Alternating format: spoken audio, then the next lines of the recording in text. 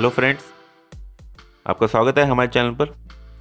दोस्तों, आज हम आपको खांसी के दौरान बलगम साफ करने के लिए कुछ घरेलू उपचार बताएंगे।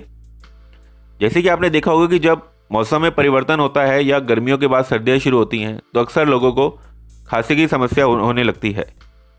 वैसे तो खांसी दो प्रकार की होती है, सूखी खांसी और कफ वाली। सूखी खांसी नहीं होती है एवं इसमें कठिनाई में थोड़ा थोड़ा कच्चा थूक निकलता है, तथा कफ वाली खांसी में ज़रा सा खांसने पर ही कफ निकलने लगता है। दोस्तों, कफ वाली खांसी के दौरान बलगम साफ करने के लिए आपको ये दो छोटे छोटे घरेलू उपचार करने हैं। बलगम साफ करने के लिए आपको सूखा आंवला और मुलहट्टी को अलग अलग बारीक करके चूरन बनाना है और फिर इन दोनों चूरन को मिलाकर रख लें।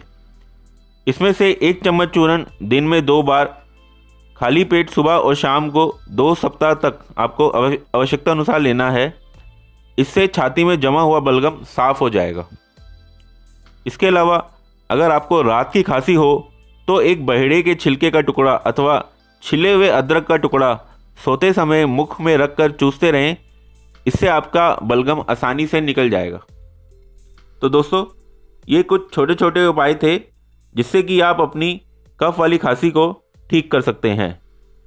दोस्तों, आपको हमारा वीडियो कैसा लगा नीचे कमेंट करें, हमारे चैनल को सब्सक्राइब करें और इस वीडियो को ज़्यादा से ज़्यादा शेयर करें। धन्यवाद।